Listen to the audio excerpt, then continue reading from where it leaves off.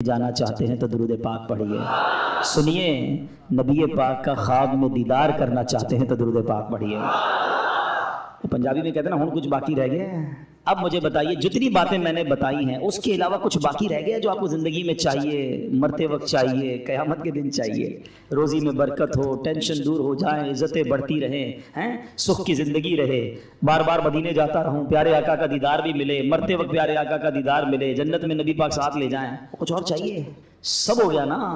یہ ہے درود پاک. یہ میں نے اپنی طرف سے نہیں بتایا, جو ماشاءاللہ علماء بیٹھے ہیں ان سے پوچھیں, تقریباً ہر جملے کے پیچھے کوئی روایت یا کوئی حدیث ہے. یہ سب فضیلتیں نبی پاک نے درود پاک کے فضائل میں بیان فرمائی ہیں.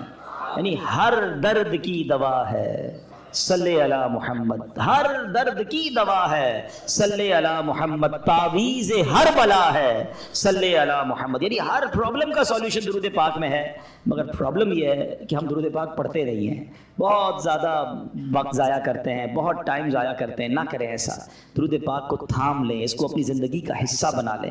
آپ اپنی آنکھوں سے دیکھیں گے آپ کے مسئلے حل ہو جائیں گے, آپ کی پرابلم سالو ہوگی, آپ ریلیکس فیل کریں گے, اور انشاءاللہ دنیا اور آخرت کی برکتیں حاصل کریں گے. نیت کر لیں کہ انشاءاللہ آج کے بعد کثرت کے ساتھ درود پاک پڑھیں گے. صلو علی الحبیب صلی اللہ تعالی علی محمد صلی اللہ علیہ وسلم. شعبان المعظم کی 15ویں رات, شب برات. اس کو برات پتہ ہے کیوں کہتے ہیں؟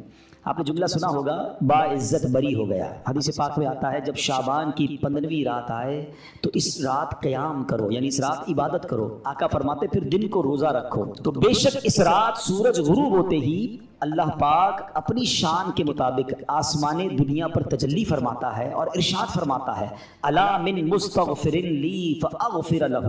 ہے کوئی مجھ سے مغفرت مانگنے والا کہ اسے معاف کر دوں؟ الا مسترزق فارزقہ. ہے کوئی رزق مانگنے والا کہ اسے رزق عطا کر دوں؟ الا مبتلا فاعافیہ. ہے کوئی پریشان حال کہ میں اس کی پریشانی دور فرماؤں؟ ہے کوئی ایسا؟ طلوع فجر تک یوں ہی اعلان ہوتا رہتا ہے. پتہ اس رات کتنے بخشے جاتے ہیں؟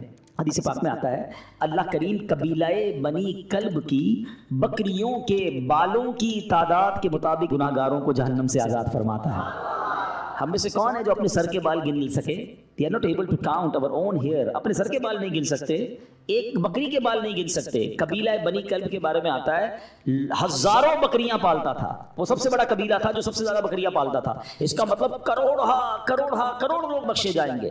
مگر حدیث پاک میں چند بد نصیبوں کا ذکر ہے کہ جو نہیں بخشے جائیں گے. فرمایا شرابی نہیں بخشا جائے گا, ماں باپ کا نافرمان نہیں بخشا جائے گا, زنا کا عادی نہیں بخشا جائے گا, رشتے توڑنے والا نہیں بخشا جائے گا, تصویر بنانے والا, یہ جو اپنے ہاتھ سے تصویریں بناتے ہیں, مجسمے بناتے ہیں, نہیں بخشا جائے گا. چغل خور نہیں بخشا جائے گا. ایک اور روایت کے مطابق نجومی, یہ جو کاہن ہوتے ہیں, یہ نہیں بخشے جائیں گے. جادو ٹونا کرنے والا نہیں بخشا جائے گا. تکبر والا لباس پہننے والا نہیں بخشا جائے گا.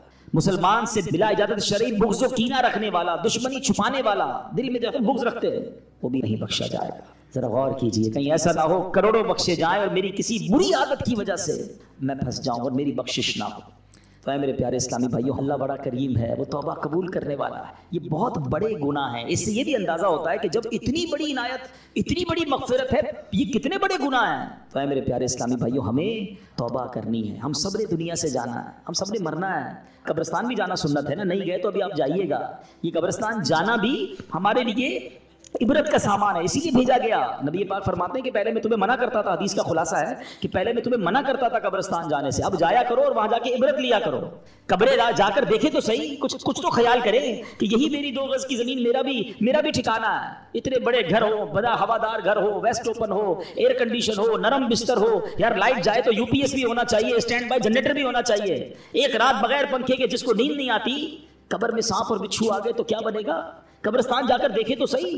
آپ کو پتہ ہے آج کلفٹن کے علاقے میں آؤ, بلڈنگ دیکھ کے اندازہ ہو جاتا ہے سارے پیسے والے رہتے ہیں, بھائی 10 کروڑ کا فلیٹ ہے. ادھر بنگلے والے رہتے ہیں, یہ بڑے علاقے والے لوگ ہیں. غریب علاقے میں جاؤ تو گھر دیکھ کر پتہ چل جاتا ہے کہ مکین غریب ہے. دنیا میں مکان دیکھ کر مکین کا اندازہ ہو جاتا ہے. قبرستان میں قبر دیکھ کر اندازہ نہیں ہوتا. ہر قبر کی الگ کہانی ہے, ہر قبر کی الگ سٹوری ہے. حدیث پاک میں فرمایا قبر دو طرح کی ہوتی ہے. دیر از نو تھرڈ کیٹیگری. ہماری دنیا میں بہت ساری کیٹیگریز ہیں. فلیٹ الگ ہوتے ہیں, بلڈنگیں الگ ہوتی ہیں, بنگلو الگ ہوتے ہیں, مکان الگ ہوتے ہیں, جھونپڑیاں الگ ہوتی ہیں, روڈ پہ سونے والے الگ ہوتے ہیں. ہمارے شاید 50-60 کیٹیگری بن جائیں گی. Middle class, upper middle class, lower middle class, elite class, VIP class, بہت ساری کلاسیں لوگ بنا رہے ہوتے ہیں. There is only 2 classes in the graveyard. سنو غور سے. قبرستان جاتے ہو نا, نبی پاک علیہ السلام فرماتے ہیں قبر دو طرح کی ہوتی ہے. تیسری کیٹیگری نبی پاک نے بیان نہیں فرمائی. کیا فرمایا؟ فرمایا یا تو جہنم کے گھڑوں میں سے ایک گھڑا ہوتی ہے, یا تو جنت کے باغوں میں سے ایک باغ ہوتی ہے. عربی میں حدیث سن لو, انما القبر روضۃ من ریاض الجنہ. کتنا پیارا جملہ ہے. ریاض الجنہ سنا نا جب مدینہ پاک میں, اس حدیث میں اس لفظ کو استعمال فرمایا, انما القبر روضۃ من ریاض الجنہ. قبر جنت کے باغوں میں سے ایک باغ ہے, یا دیر از سیکنڈ آپشن فرمایا او حفرۃ من حفر النار, یا جہنم کے گھڑوں میں سے ایک گھڑا. ایک سوال کرنا چاہتا ہوں, سچا جواب دینا, مجھے نہیں دینا, اپنے آپ کو دینا ہے. میں بھی اپنے آپ سے سوال کرتا ہوں, آپ سب بھی اپنے آپ سے سوال کریں, اور سچا ایمانداری والا جواب. آج میری موت ہو جائے, ہو تو سکتی ہے نا, آج تو بلکہ رات بھی وہی ہے جس میں لکھا جائے گا کہ اس رات کس نے جانا ہے. پتہ ہے ملک الموت کو ایک صحیفہ دے دیا جائے گا کہ اس رات اس بندے کی روح قبض کرنی ہے. مقام, time, every thing is decided. ہمیں نہیں پتا, مگر ہو سکتا ہے آج رات آخری ہو, کل آخری ہو. چلے آج میرا انتقال ہو گیا, سچا جواب دینا. گھمانا پھرا, اللہ کی بارگاہ میں کوئی کسی کو گھما پھرا نہیں سکتا. ہم اپنے آپ کو گھما سکتے ہیں, ادھر نہیں, وہاں تو بات ساری کلیئر ہے نا, دودھ کا دودھ, پانی کا پانی. سوال یہ کہ اگر آج مر گیا, قبر میں گیا, جیسی زندگی گزاری ہے, قبر جنت کا باغ بنے گی یا دوزخ کا گھڑا بنے گی؟ اپنے آپ سے پوچھ. اگر تو دل سے جواب آ رہا ہے کہ ہاں یار نماز پابندی سے ہیں, گناہ کی عادت نہیں ہے, تلاوت قرآن بھی ہے, میری آنکھیں بھی گناہ نہیں کرتی ہیں, میں کسی کو دکھ بھی نہیں دیتا ہوں, حرام روزی بھی نہیں کماتا ہوں, بے حیائی بھی نہیں کرتا ہوں, ماں باپ بھی میرے راضی ہیں.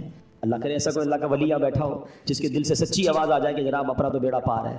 باقی ہم جیسے گناہ گاروں کو تو ڈر ہی لگتا ہے کہ یار گناہ ہی زیادہ ہیں, نیکیاں اول تو کی تھوڑی ہیں, اور جو کی ہیں اس کا پتہ بھی نہیں قبول بھی ہوئی کہ نہیں, کیونکہ بہت سارے اس میں بھی پرابلم ہے.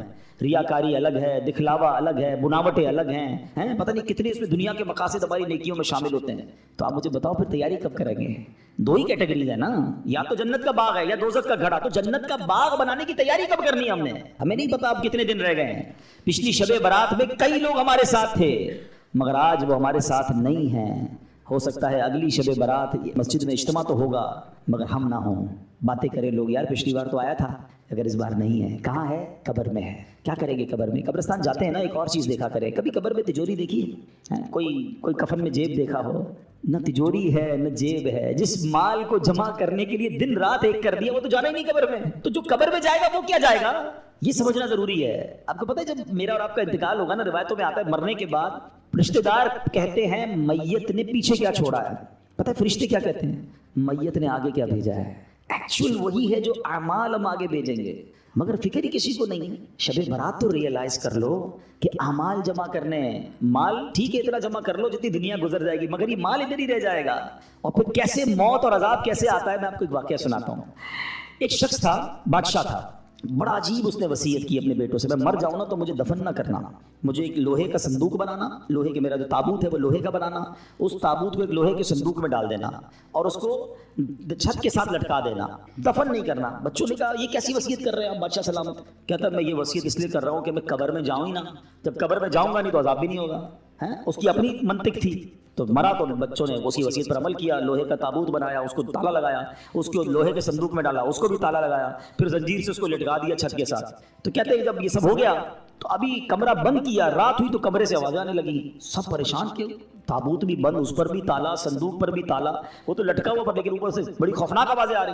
ڈرتے ڈرتے صندوق کھولا, تابوت کھولا, تو دیکھ کر حیران رہ گئے کہ اس تابوت میں اس بادشاہ کی لاش کے اوپر ایک سانپ بیٹھا ہوا ہے, اس کے چہرے کو کاٹ رہا ہے. کوئی جگہ نہیں تھی, کوئی سوراخ نہیں تھا, وہ کیسے پہنچا اندر؟ سب حیران.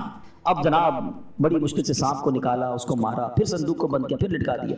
جیسے تیسے کر کے رات گزر گئی. اگلی رات پھر کمرے سے آوازیں آنے لگی. پھر جا کے جب صندوق کھولا, تابوت کھولا, تو اس سے بڑا سانپ اس کی صندوق میں موجود تھا جو اس کو کاٹ رہا تھا. اللہ اکبر. پھر اس سانپ کو باہر نکالا, سانپ کو مارا, پھر تالا لگایا, پھر لٹکا دیا. اگلی رات پھر آوازیں. جب دیکھا تو پتہ چلا کہ اب تو اندر آگ بھڑک رہی ہے. اب بچوں کو سمجھ آ گئی کہ ہم کچھ بھی کر لیں یہ عذاب ہی ہے, اس سے چھٹکارا نہیں ہے. وہ بادشاہ کی لاش کو نکالا اور قبر میں دفنا دیا. اے میرے پیارے اسلامی بھائیوں، یہ سمجھنی ہے بات. ہو رہی ہے عمر بسلے برف کم، چپکے رفتہ رفتہ دم بدم. برف والے کو بیچتے ہوئے دیکھا ہے؟ برف جس کے ہاتھ میں ہو اس کو بڑی ٹینشن ہوتی ہے. ایک بزرگ کہتے ہیں میں نے زندگی کا راز ایک برف والے سے سیکھا. ایک برف والا تھا. اب تو برف کم بکتی ہے مگر پہلے آج سے کچھ سال پہلے تو بڑی بکتی تھی، رمضانوں میں اب بھی بکتی ہوگی. تو وہ کیا کہتا ہے؟ اے وہ لوگوں اس پر رحم کرو جس کا سرمایہ پگھل رہا ہے، جلدی خرید لو ورنہ کیا ہوگا؟ پگھل جائے گا. کہتے ہیں میں نے